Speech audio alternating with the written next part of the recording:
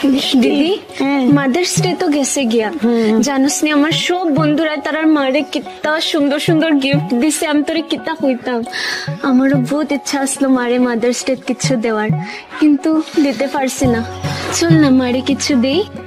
থাক না বনু, এই বছর দিছি না, পরের বছর কিছু দিব না মারে।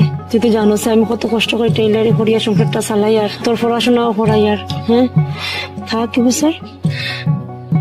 চল না চল, যে বৃষ্টি এসে ভিজে গেছে গো পুরা। বৃষ্টি বৃষ্টি দে। শুন না বনু, তুই রাগ করছো? তোরা যে না করছে গিফট দিতাম না কইয়া? না না, রাগ কেন করতাম? রাগ করিস না বনু, তুই তো জানোসই বাবা মরার পর থেকে মায়ের কত কষ্টে আমরা দুইটারে বড় করছো। আর এখন আমি বড় হয়েছি কইয়া ওই টেইলারে করে সংসারটা কোনো রকম চালাই। সব সময় তোমরা সব আশা পুরা করতেও আমি পারি না, তো তুই তার লাগে রাগ করিস না। শুন না, পরের বছর যখন মাদার্স ডে আইব, তুই আর আমি মিলিয়া মারে বড় করে গিফট কিছু দিব। হ্যাঁ, দুজনে মিলিয়া। খুশি তো? আরে শিল্পীদি, কে কইছে মারে গিফট দিতে দিন লাগে? আরে সারাটা বছর তো মারি দিন। এটা তো বুঝছি ভাই, কিন্তু তুমি তো জানো আমরা ঘরের পরিস্থিতিটা, হাতে একদম টাকা নাই ভাই, কই থেকে দিতাম? আরে শিল্পীদি, তোমার হাতের রান্না কোন দিকে কাজ আইবো? আরে তুমিও তো স্বাদ করে রান্না করো। এটা না রে ভাই, আমার রান্না দিয়ে আবার কিতা হইতো? আরে দিদি, তুমি মনে হয় জানো না, একটা রান্না কম্পিটিশন আর এই তো কয়দিন পরে। হ্যাঁ, রান্নার কম্পিটিশন? ঠিক শুনছো দিদি। আর এই রান্নার কম্পিটিশন যদি তুমি জিতে যাও, তে মাসির গিফটের লিগে তোমার চিন্তা করতে লাগবে না। পেঁচান নানান রকমের গিফট আছে কিন্তু এই কম্পিটিশনে। হ্যাঁ, দেখি তা আমিও পার্টিসিপেট করতে পারবো। আর কিটা রান্না করতে লাগবো ভাই? মাসির একটা ফেভারিট ডিশ লিয়ে যাইও গিয়া, কিন্তু শর্ত আছে।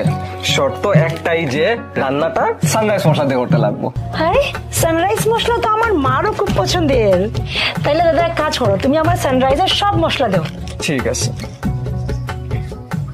তোমার হলদি, জিরা, মরিচ। আরে দাদা, গরম মশলা, সানরাইজের গরম মশলা বলবা না? ও হ্যাঁ, এটা বলবা না। গরম মশলা হ্যাঁ নেই। বনু, আজকে গিয়া ওখান গিয়াই মারে মার ফেভারিট ডিশটা রান্না করিয়া খাবাই। আর যদি মার এই ডিশটা খাইয়া ভালো লাগে যায়, তাইলে আমি ওই ডিশটাই কম্পিটিশনে রান্না করবো, বুঝবো তো? হ্যাঁ চল চল।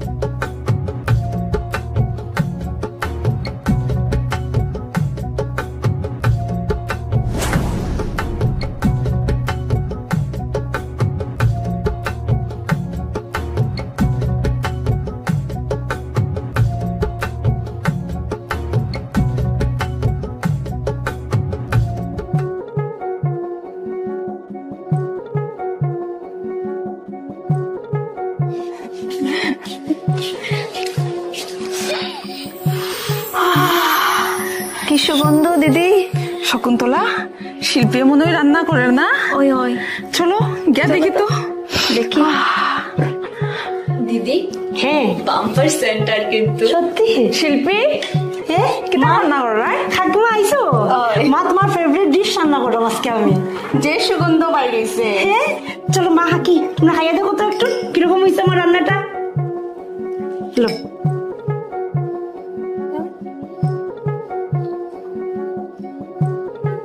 বাহ, খুব স্বাদ হয়েছে। খাইয়া দেখো তুমি।